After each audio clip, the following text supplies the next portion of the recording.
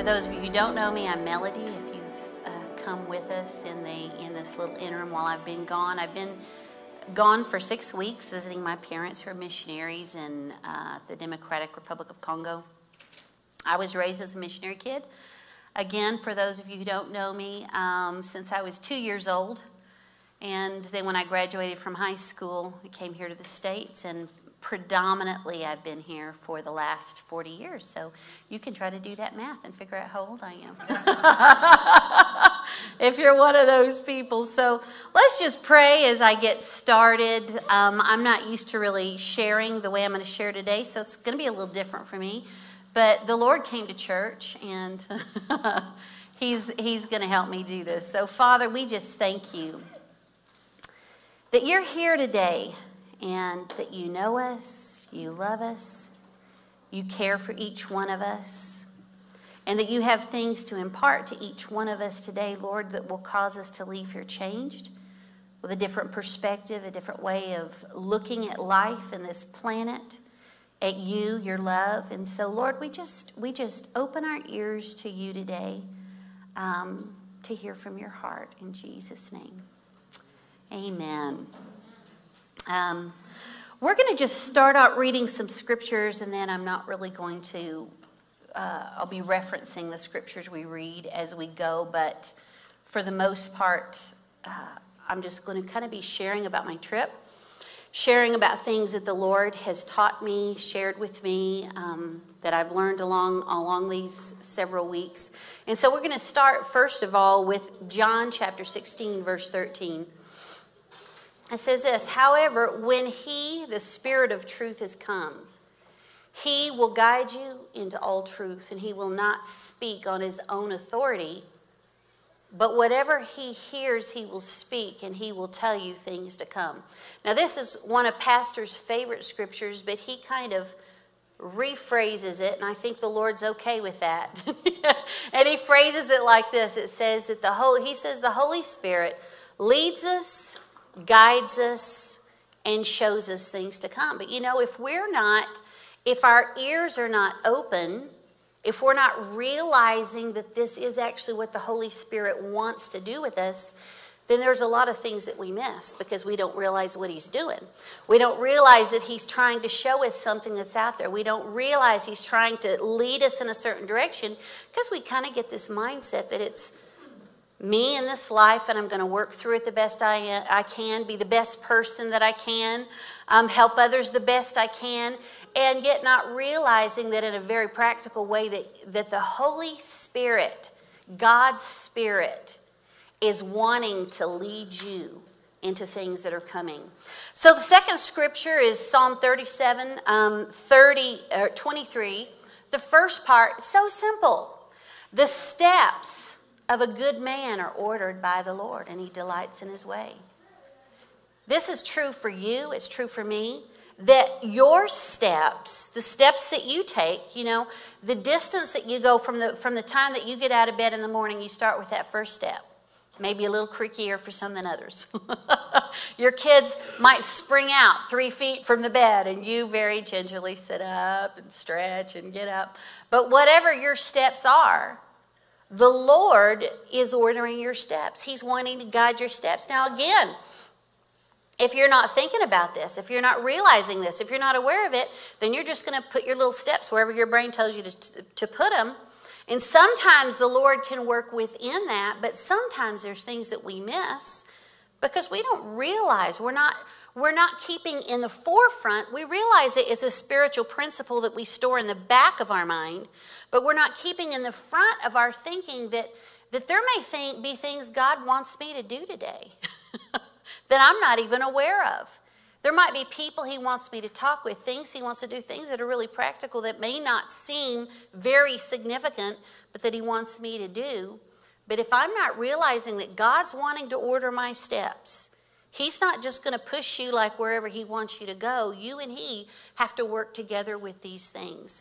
And so if you are a good person, you are, you have been made righteous when you received the Lord Jesus Christ. If you've done that, when you received Him and you said, Lord, I accept what you did for me when you died on the cross, when you were buried, when you were raised. I accepted that. I received that. The Bible says that you are now the righteousness of God in Christ. That makes you a very good person who sometimes make mistakes. But your steps are ordered of the Lord. He has things that he wants you to do, places he wants you to go. And then Proverbs 3, 5, and 6, the scriptures that we've been focusing on this year. I didn't give them to Chelsea. So trust in the Lord with all of your heart. And don't lean on your own understanding. How hard is that for us? You know, because the Lord's given us understanding. He's given us wisdom about certain things. And those are all so helpful for us in walking through life. And yet the Lord never wants us to lean on those as though they are the source of life. He wants us to be led of him. So don't lean on your own understanding, but in all your ways acknowledge him. That means make him a part of what you're doing. And he will direct your paths. You're not just wandering out in life. You're not just moving here and there and we're just going to see what happens at the end of all this. No, God wants to order your steps. He wants to direct your paths. And so we're going to rewind just a little bit. Probably 2 or 3 years ago, my attitude was not great because there were things in my responsibilities here at the church that I was not realizing it, doing purely in my own strength.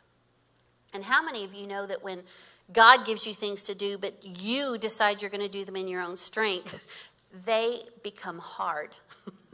And so, you know, where Jesus said, he said, my yoke is easy, my burden is light. It's like, there is nothing easy or light about this Lord. And so, if you're smart, and it took me a little while to smarten up, if you find that things are hard and heavy, it means that you're not cooperating with God. This is either not his yoke for you, either this is not the thing that he has for you to carry, or you're not leaning to him. And that's what the Lord began to teach me. So I would have, you know, I'd feel my little phone, look at my phone, little number pop up there. You know, there's texts. I turn off all the buzzers because they're way too distracting for me. So I see a little number whenever I look at my phone, and I'd look at it. Oh, it's that person. No, I'm not looking at it. No, sir, I'm not. I'm not going to read it. I'm going to pretend like it's not there. That text did not come. I don't even know what it says, but I know it's not a good thing.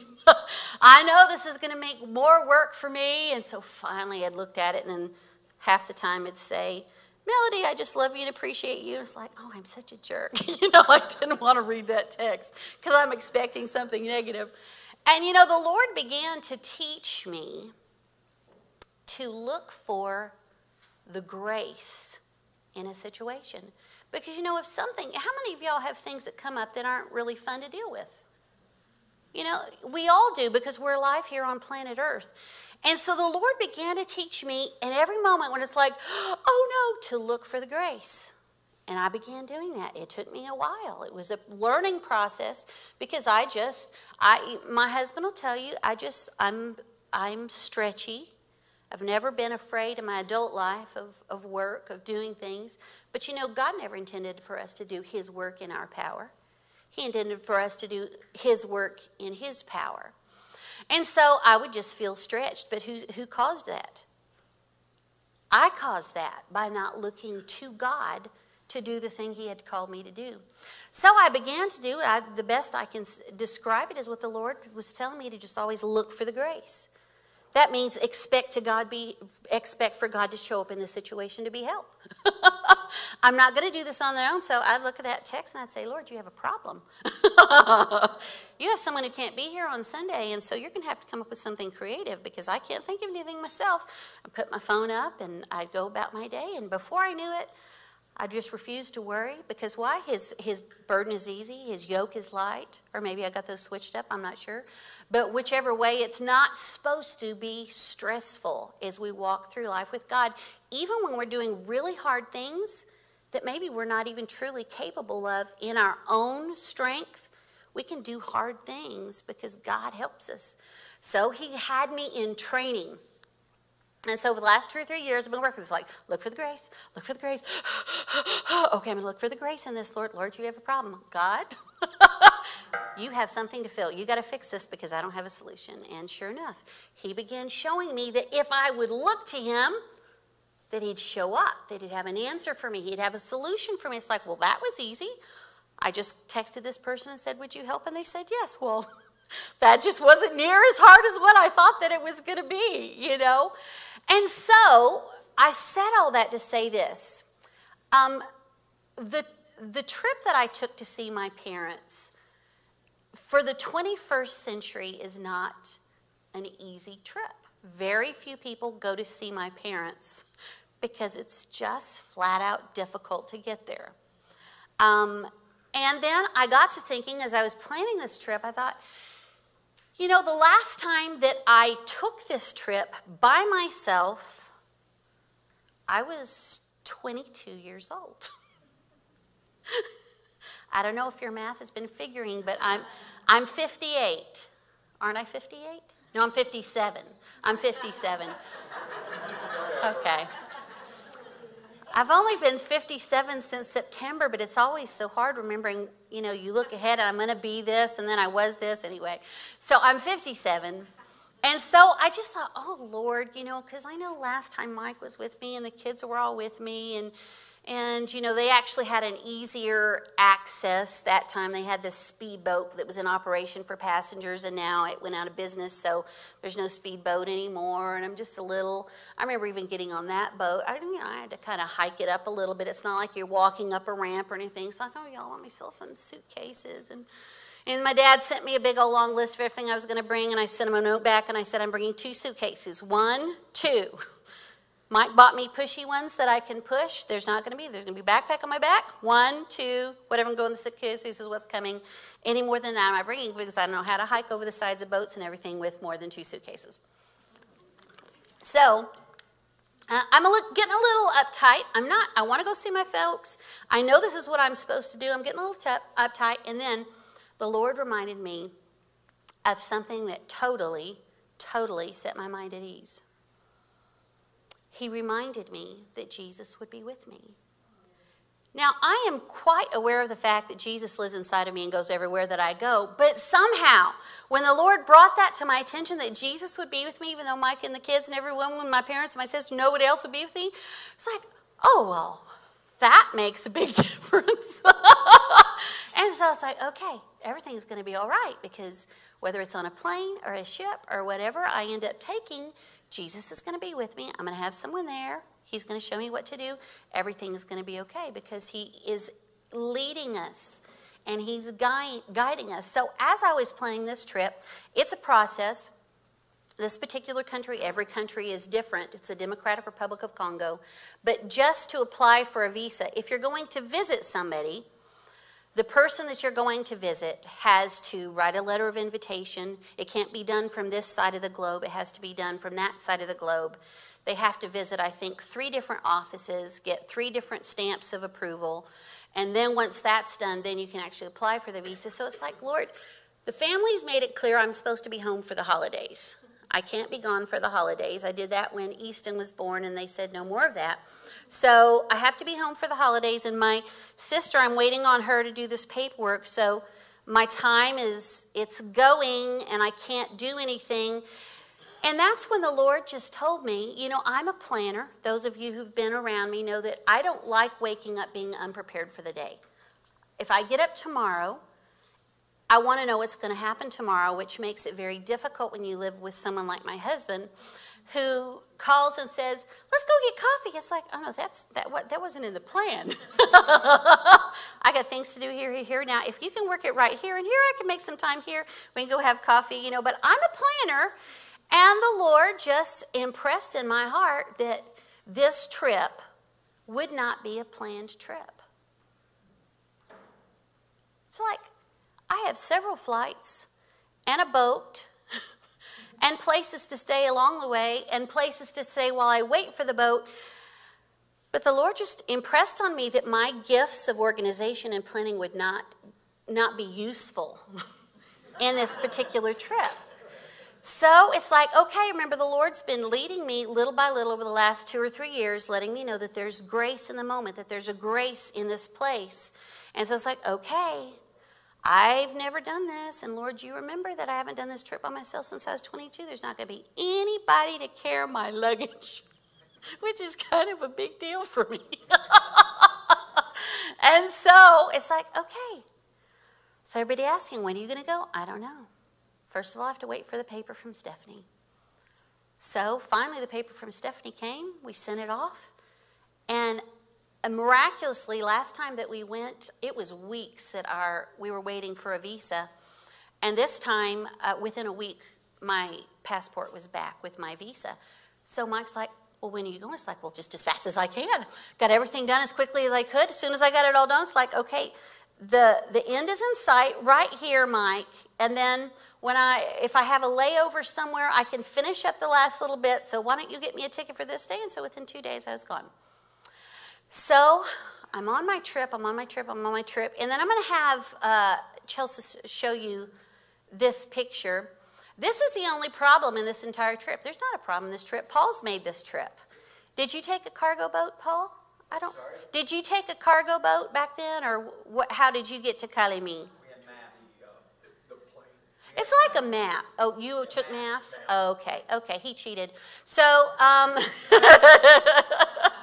no, okay, this isn't the greatest picture in the world, but if you see that little red line from the top right hand down to the left hand where the little red line is, that's the little trip that I needed to make in a ship, which is the problem.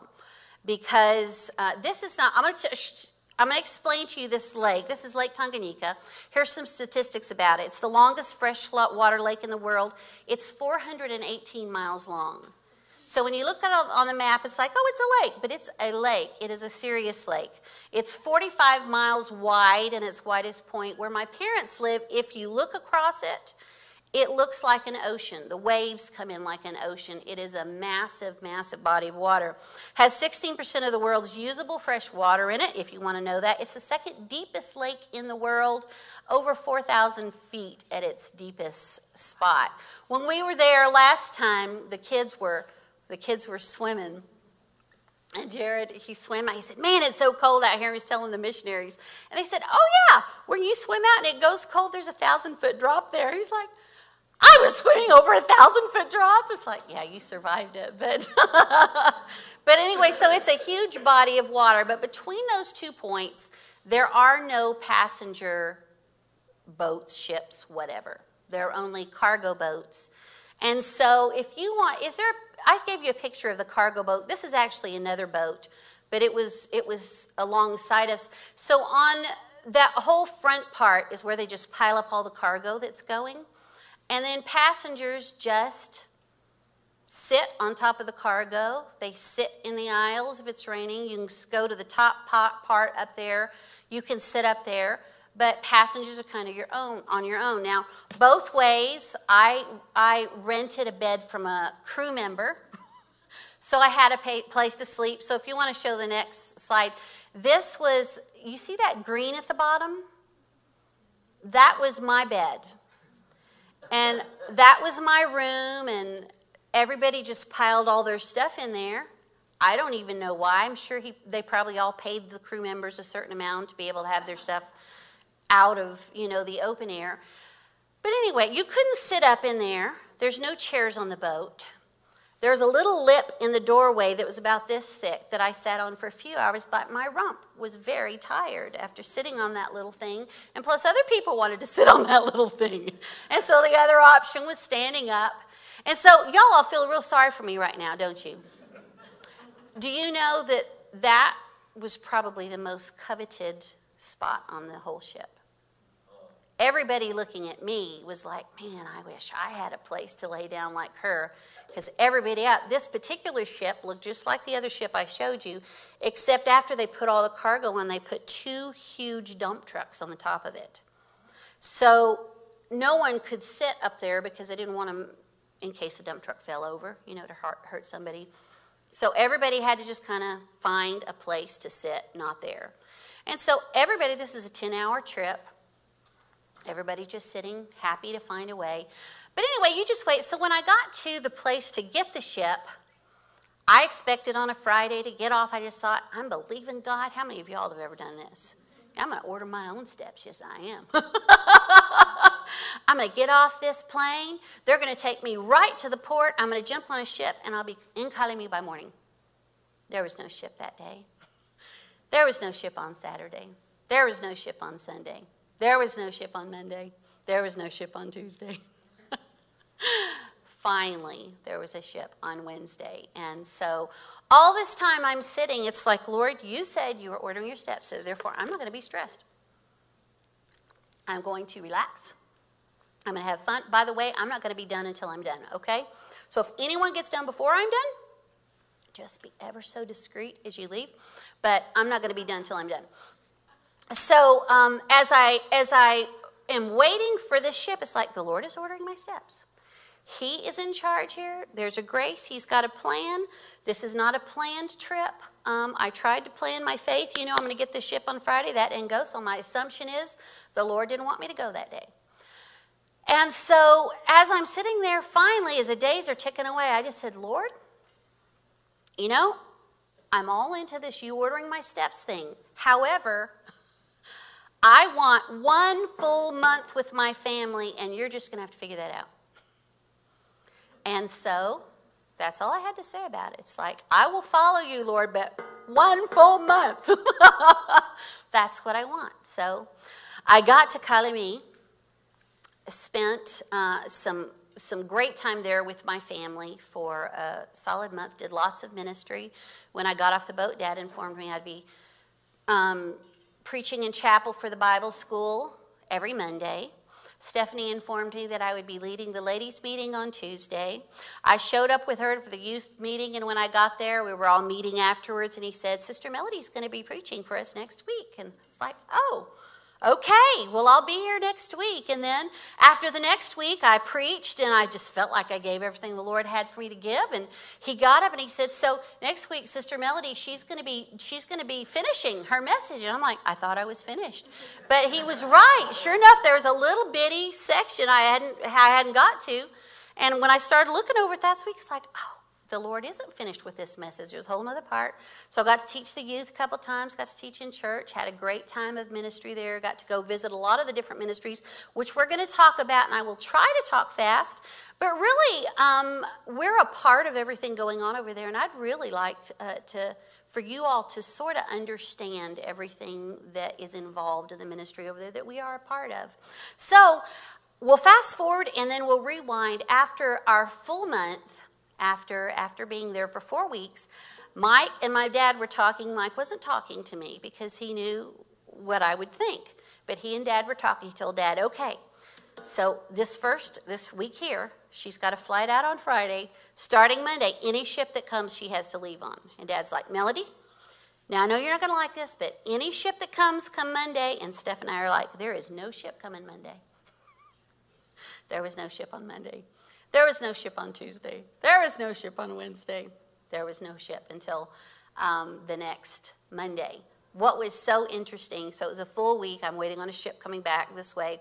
What was so interesting is that Sunday, my dad, we were driving to church, and he said, Melody, do you realize that today you've been with us 1 month? And that's when I remembered what I told the Lord. Lord, I want a full month with my family. And it's like, Lord, to me, a full month was 4 weeks. And, you know, that was passed a few days ago.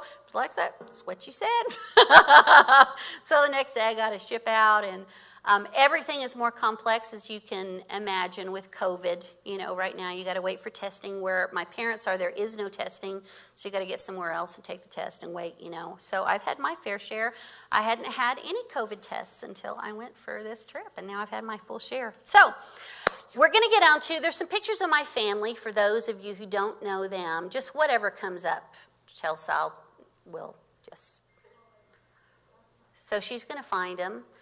Yeah, they're like family to me, but there is the 4 of us. That's my father, Ralph, my mother, Shirley. They've been in Africa for 55 years now, I believe. In the green dress at the top is my sister, Stephanie, and then there is me.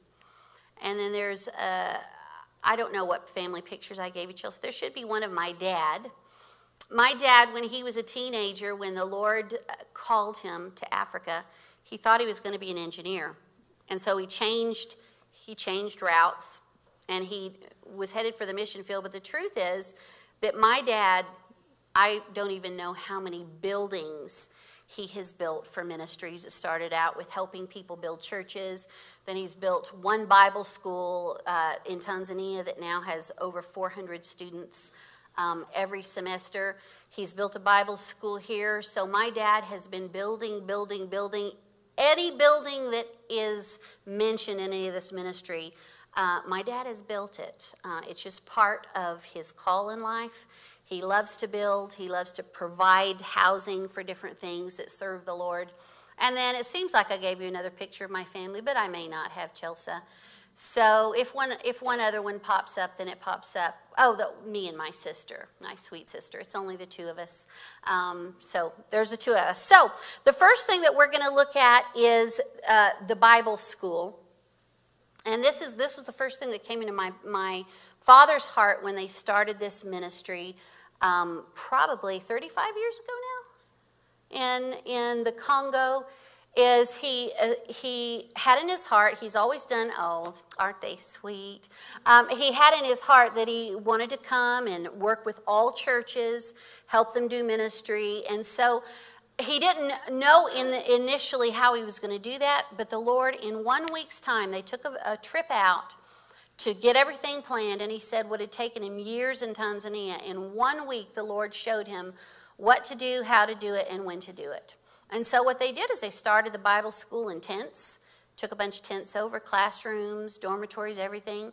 As they were able, they built mud buildings, and then after they had all the mud buildings built, then they started building permanent buildings and tearing down mud buildings. And so they have a Bible school, which was the initial ministry that they went to start there.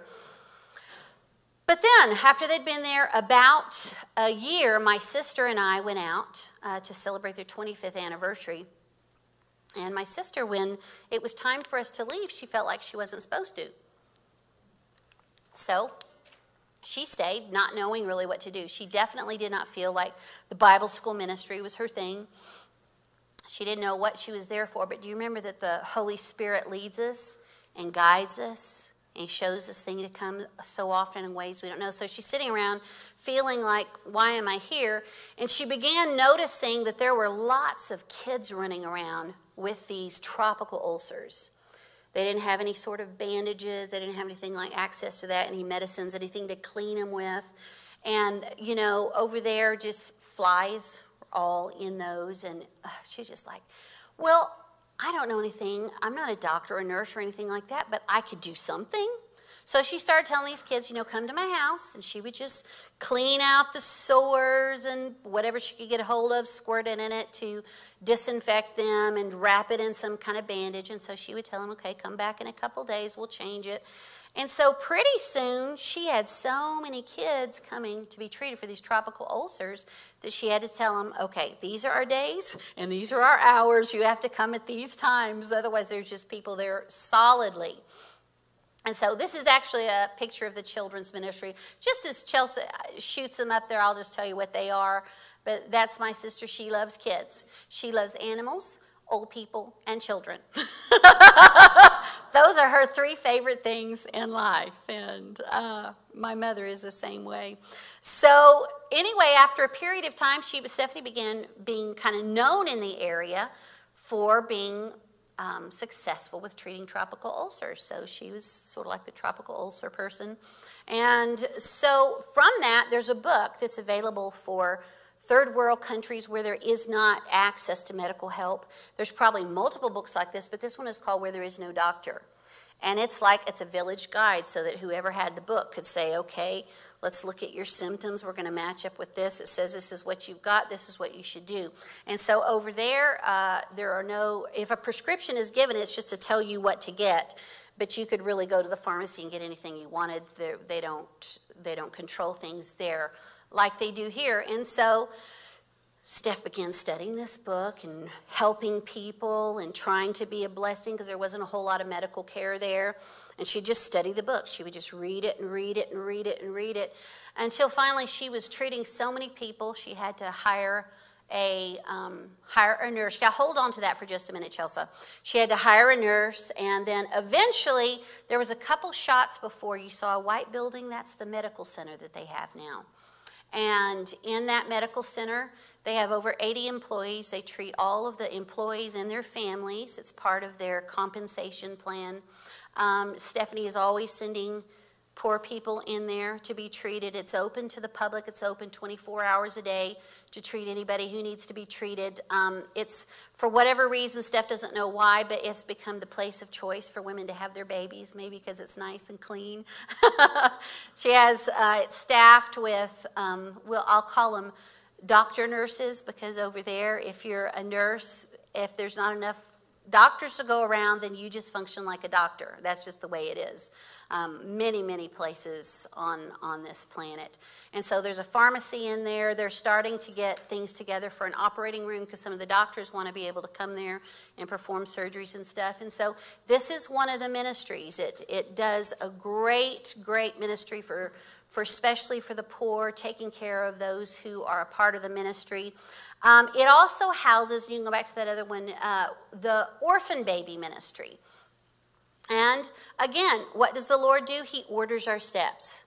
He sometimes orders our steps in very surprising ways. So many years ago, we'll just leave it at that, a family showed up with 2 little babies. Their mother had died in childbirth. They were somewhere in the vicinity of 3 pounds each. And the father just said, if you can't help me, these babies will die. Could you help? Well, Steph wasn't prepared for babies. She hadn't thought anything about babies. But, you know, those are difficult circumstances. So she said, okay, I can't promise you anything. I've never done this. I've never had children even. But I'll do my best. And so she took these little babies. She threw stuff out of a drawer. She put some padding in it, put the babies in there. She knew that they should stay warm, so she put a heating pad in that she'd turn on and off and on and off, trying to keep it sort of extra warm and keep them all nice and snuggly. And she had to feed sometimes with an eyedropper. Their suck reflex wasn't completely intact yet, and so they began to thrive. And they are part of our family today, Mati and Vicky. But that's the Lord ordering steps.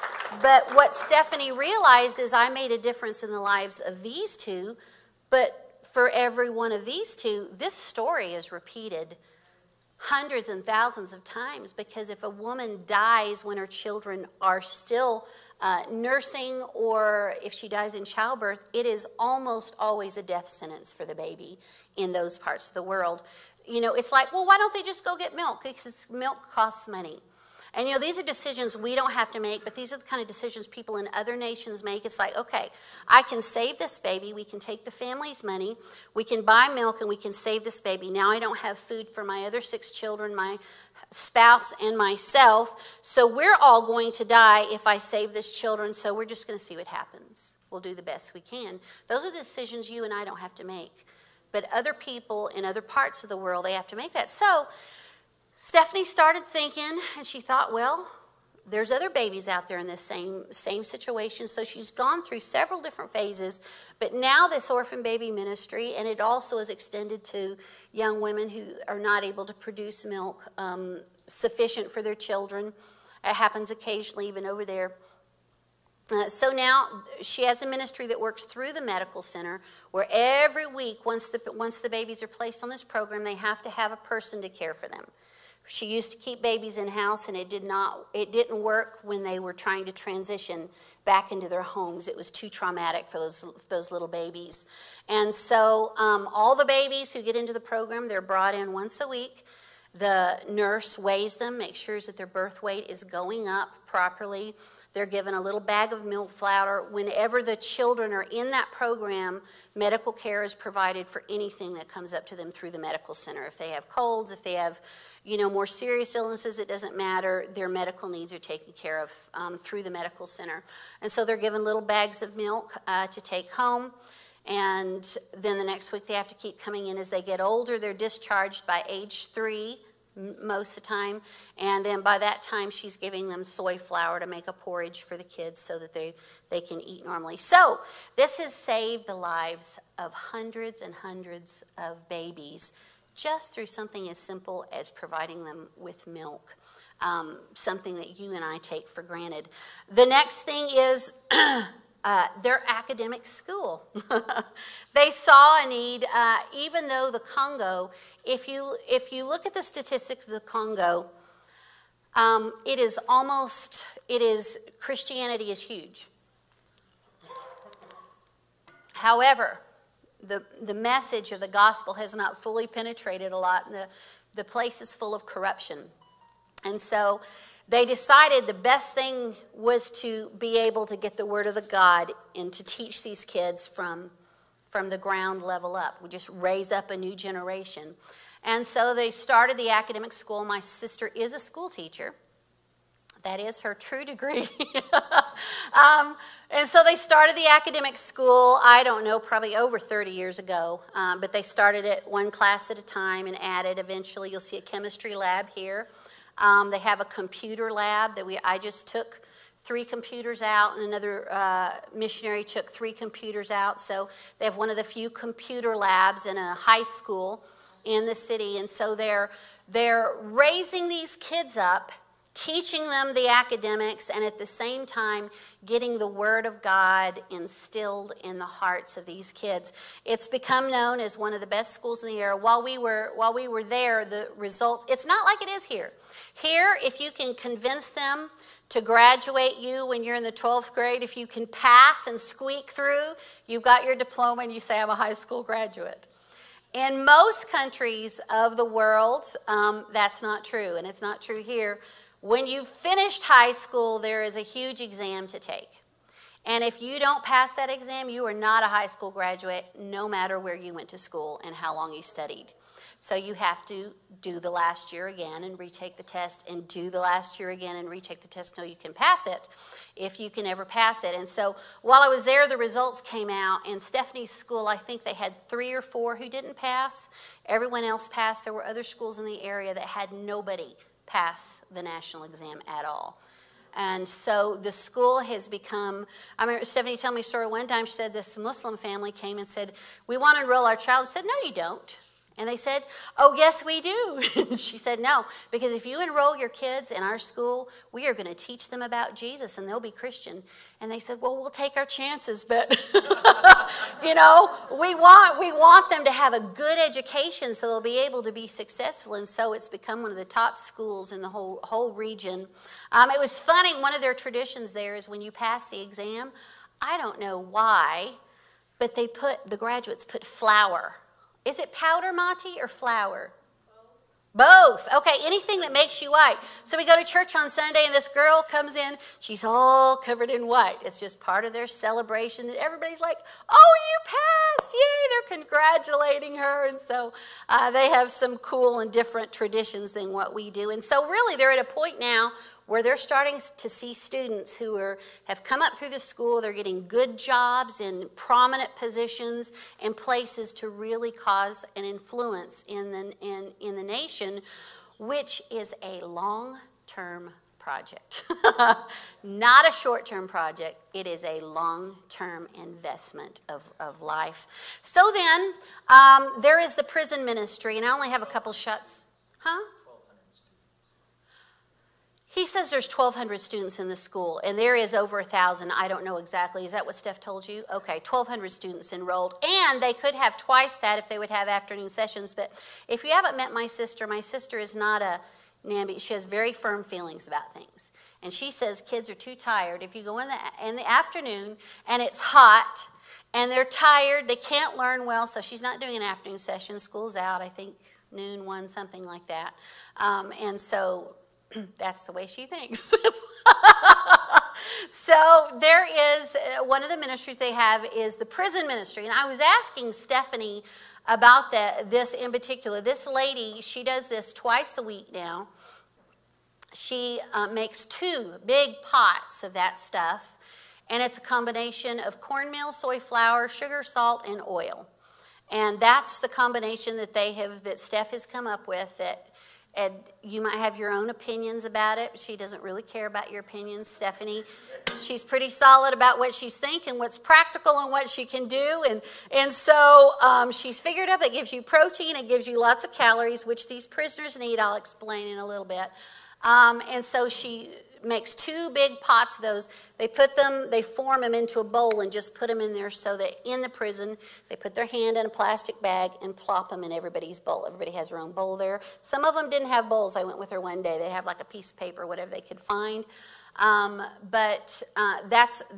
It's very nourishing for them, and they get that. It's a big old clump. You and I would be stuffed, but they are so happy to get that. But this ministry began, again, we're talking about how the Lord orders our steps. You know, it's not like he gives you a warning. He doesn't say, now next week, on Friday at 10 o'clock, I'm going to talk to you about a new thing I want you to do. Things don't happen like this. So as Stephanie was telling me about this, actually the first time I'd heard the full story, she said within a period of 10 days, she'd never had any involvement with a prison, but she said within a period of 10 days, 3 different people, 2 of them, I think all 3 were strangers, came up to her and asked her in varying difference of intensity why she was not involved in prison ministry. And so the very last one, she said she was at a funeral and there was a man sitting next to her. He was talking with all his friends. She did not know this man, and he turned to her and said, "Are you a Christian?" And she said, "Yes, I am." And she says, "I do the best I can to live for the Lord." And he said, "So how can you call yourself a Christian and you just leave those prisoners down there in the prison and do nothing for them?" Well, this was time number 3. Steph said it was very humiliating. He said it very openly in front of everybody. And she said, she gave him a reason, something like, well, you know, everybody has their own gift and their own call, and not everyone can do anything. She said he just went, psh. And so she said she just got really quiet in her heart, because it's like, this is the 3rd time in a period of no more than 10 days that a complete stranger has come to me and started talking to me about prison ministry. So she just pondered on it. And so she said one day she was about to go back to her house, but she was in the vicinity of the prison, but the road that led up to the prison had been destroyed for years. You couldn't get, it wasn't accessible with a vehicle. And she thought, well, maybe I'll just go over to that area. I'll just, I'll park and go. Well, when she got there, somebody had done road work, which is not common there, and had made the road where you could just drive right up to the prison. So she drove right up to the prison. She walked inside, and they said, well, what are you here for? And she said, well, she told them. She said, within a period of 10 days, I've had 3 people come to me and tell me that I need to help the prisoners, and I just thought I'd come by. And so right then a man walked out who was familiar with her, who knew who she was, and he was actually the nurse doctor for the prison. And he said, well, come on in my office. She explained everything, and he said, well, would you like to see some prisoners? And she said, oh, yeah, I'd like to see some prisoners. And so he said, well, I can show you some of the sick ones. Those are the ones that I work with. And so he took her in there, and she said there were 6 to 8 people just in a circle in the room. Their knees were drawn up, their arms around their knees, and she said they looked like there was no life in them. She said they were all Africans, but they were all so pale. She thought, is this a group from another region? Are these mixed race people? I mean, but she said they wouldn't even respond to her, wouldn't speak, nothing. They couldn't even stand up. They were so weak. And so she said she just greeted them and tried to keep her face very pleasant, even though she was horrified inside. And so when they went back into her office, she said, what sickness do they have? What is wrong with them? And he said, oh, they're hungry. She said, they're just hungry? And he said, yeah, They don't, over there, this is how it works when you get put in prison. First of all, there's not minimum security, maximum security. You've got prison, you've got murderers in with somebody who cheated on something, along with somebody who pickpocketed somebody they're all together. There's no cells. It's a big, like a courtyard with little rooms off of it. They all sleep in at night. So this is how it works. You are in a bad way if you get put in prison far from home, because you only get fed there as they're able, and if they're able, very small amounts. So if you don't have a family member who will come in and supplement you and bring you food to take care of you, you're just in a bad way. And then obviously sometimes people who are in prison, sometimes they're at odds with their family members. I'm sure that comes into play too. You know, so these men were literally dying of starvation. And so Steph said, she said, well, can I go? And can I just get some bananas and peanuts and bring them? He said, sure, you can bring anything you want. So she said she immediately went out, she bought a bunch of bananas, got a bunch of peanuts, took it back, and they just consumed it. And she said for a period of 3 months, she said, Melody, she said, I was like a woman in love. She said, I couldn't sleep at night for thinking what I was going to cook them the next day, what I was going to make them, thinking, ooh, I bet they'd like this. Oh, I bet this will be delicious. I bet this would be nourishing for them. And she would cook things for them every day, take it to these sick prisoners at the time. And so gradually, she has just built up a ministry to the prison, and this is her heartthrob right now. She told me, she said sometimes when she doesn't have time, she'll send other people in. But she said, Jared, did you go with us over there? Okay, Jared and Joel went with us, and Vicki, last time when we were there, and she just loves it. She says, if I don't get to go at least once a week, she says, I just can't hardly stand it. It's like I've been deprived or something. She loves it. But right now they're feeding about 200 prisoners. Now she goes on she said the Red Cross came in for a while. I'm not putting the Red Cross down, but it was a short-term project for them. They had heard there's trouble in the prison with people being malnourished. So they came in, and she said they did all this complex stuff. They weigh them, they check their body fat, they do all these different things to see if they need the extra food or if they don't, and they bring them all these specialized formulas, but then, you know, when their program was done and out of funds, then that's it, you know. It's back to the way it was before. They said, okay, everybody's healthy now, so we can leave. It's like, well, they won't be healthy once you leave, but you know, that's the way sometimes things are with different kind of aid projects. So Stephanie said, no, my system is much less complex. She said, if people are dismissed or people are getting healthier, she said, I asked them, I said, bring me all the skinny people. And so the soldiers will bring her all the skinny people. And she says she has them hike their sleeve up. And she says if she doesn't see any fat up here, you know, then they qualify as a skinny person who needs help. She said if she's still not sure looking at their arm, she has them hike up their pants to about like here where she can see their thigh muscle. It's like, no, that is like a wasted, it needs some fat on it, and so she'll put them on the program. So, you know, sometimes we make things more complicated than we need to. Sometimes we wait until we've got everything all figured out to do something, when really it can be done a lot more simply. So 200 people every week. She feeds now twice a week. She goes in there. Like I said, it's sort of like it's open area with rooms on the side, but during the day, all the doors to all the rooms are open. All the prisoners are in that courtyard area. So the guard opens the gate. I went inside with her one time. And then they shut the gate behind you, and there you are with about 1,000 prisoners. All the guards are on the outside.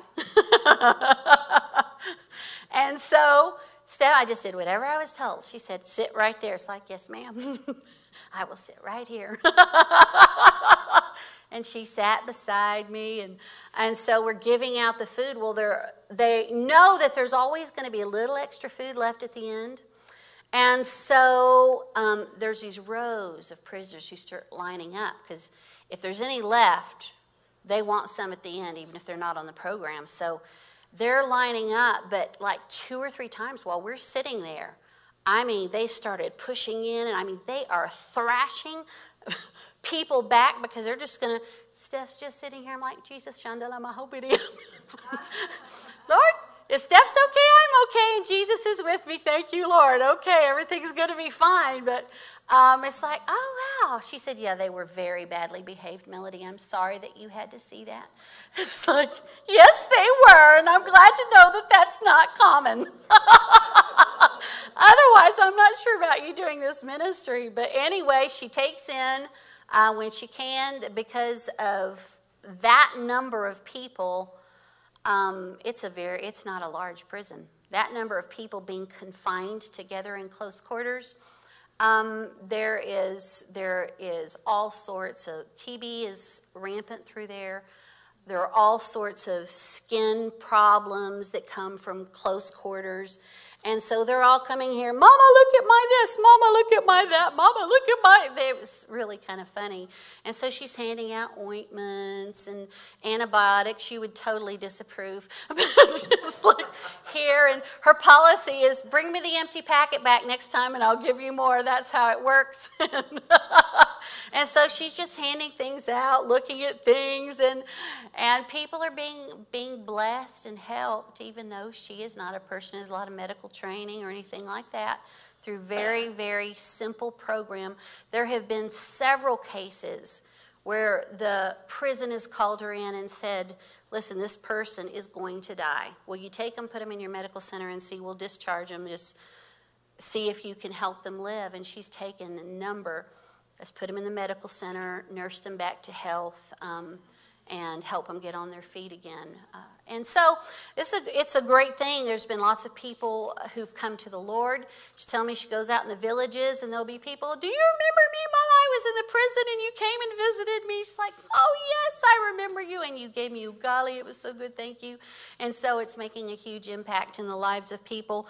There is a church there. I think I had a picture of the pastor. He's such a wonderful man of God. Very, very gentle spirit, and he's leading the church there. The church was established initially for the Bible school students because they were all from different areas of the country, but it's become more of a community church now. And I had a few pictures there of, there's no electricity. That one, there was electricity that day because they brought in a generator, but usually there's no electricity. So most of the shots that I had weren't worth showing to you. So that's my sweet mama.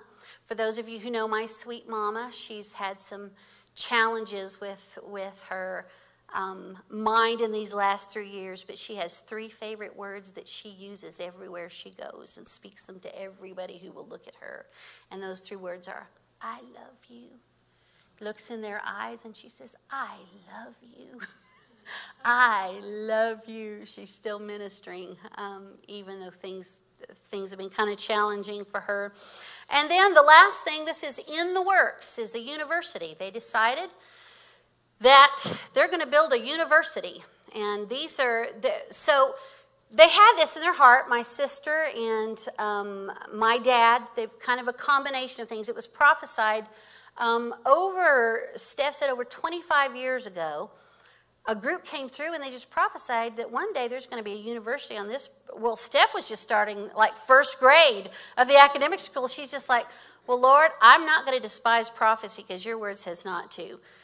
But I'll just put that in the back of my mind. Well, it started coming in the forefront of her mind. There's a lot of corruption over there, especially at the university level. It's not like what we experience here.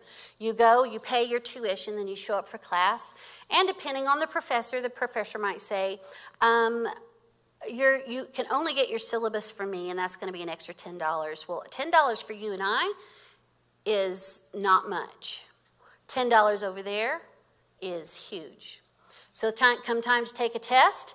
Oh, if you want to write the test, it's going to be $3 to write the test. And then if you want me to grade the test that you wrote, it's going to be another $2 for me to grade the test that you wrote, and just depending on the honesty of the individual professor. And so it's a big challenge, and so they just decided they're going to build a university. It came into their hearts. And when they were thinking about this, one of Stephanie's former students from the school, from the academic school, came to visit her. He had just got done with college. Top view. Explain to them what This is a top view of the building. Is that good? Okay, all right. This is a man over here. It's like, you're talking about all the unnecessary stuff, but okay. But anyway, so now I don't know where I was. That was the top of the building. That's the last thing I know. Anyway, this is the side of it. Oh, her student, he showed up and he had just finished college. And he had a degree in engineering. And she said, oh, I'm going to tell you what our next project is. Well, he says, oh, well, let me go home and work on designing this for you. So she said for weeks and weeks and weeks and weeks, months, they went back and forth. He'd come back and say, what do you think about this? She said, oh, that's not quite what we had in mind. What about this? And so finally, he helped him come up with this design. Well, this young man, I don't think I put any pictures in there, and I didn't have any good ones. But he has helped them. And when it was all designed, she said, you know, he wanted to further his education. She said, you are a young man, and he is. And God's using him in a mighty way. And she said, would you like to just stay and help us get this started? And you don't have to see it through to the end because it's a long-term project, but would you like to stay and help us get it started? This is the fruit of kindergarten, first grade, come up through the school, gone off to university, come back. He said, absolutely. And so he is so invested. I got to speak with him, like the first day that I was there, and he's like, yeah, I stay right here because sometimes people don't understand things. They don't understand what's important, and I make sure they do everything just right. And so this is, when we talk about building, every building that my father has built, this is how we start. These are human beings. These are not diggers digging the foundation. This is how we do things there. So just go ahead and flick through these, Chelsea. Oh, there is the engineer right there. He's a very young man. He's still in his 20s, but he is as sharp as a tack. Here's one of the columns. You can just keep through moving here. All of these, the rebars brought in from other places, they put all the rebar together like that themselves to serve the purposes. They haul the rock in. They actually have some quarry on the property. They have 100 acres, the ministry does here. Make all of their own bricks, mixing it by hand in a wheelbarrow, cement, sand, water, all the proper proportions. Here they are. This is how they have a brick maker, pour it into the mold, make the bricks. Every step of this. Steph has a big vision. She says, one wing, the foundation is, this is going to have 5 wings. One wing, the foundation is done. She says, Melody, next time I want to be able to hire someone to dig that foundation, and you can understand why it takes months for individuals to be able to dig all that out. But anyway, the vision for this university is that they'll be able to continue to train people up, that it'll be a place of integrity, that it will be Christian. Here, this lets you show how deep that foundation is. This area has lots of shifting, if there's any builders here, I don't know if there are, but heaving soil from the clay. And in addition, there's a lot of earthquake activity. I shouldn't say a lot. There is earthquake activity. The lake itself is a rift lake. So there's earthquake activity in the area, and so things have to be built properly if you want them to endure the course of time. So there's some really, really deep foundations. A lot of money's been invested, and this is out in the future. It'll go up one wing at a time, one floor at a time. I think it's going to be 3 floors, and then they'll move to the next swing and the next swing, and they'll do it gradually like that. But anyway, so that is what is in the future. That's what, even through this whole pandemic, I was so surprised because they don't brag on themselves very much. Daddy sends me these letters, and I kind of edit it for him and put them out. And when I got there, it's like, Daddy, you didn't say anything about all y'all have accomplished in this building. Because a lot of things, they've lost some major supporters of this particular project during the pandemic, just businesses, not doing well. And yet they've just continued to move forward and do what they can. Make bricks, buy concrete, get the bricks ready so they're ready to go up when the time is right. And so it is really moving forward, and there's going to be a day that I'm going to be able to stand here and tell you that classes have started and that the Lord Jesus is being magnified through this university, reaching the people in that region of the Congo that is, it's a rather isolated region. So that's about all that I have to share.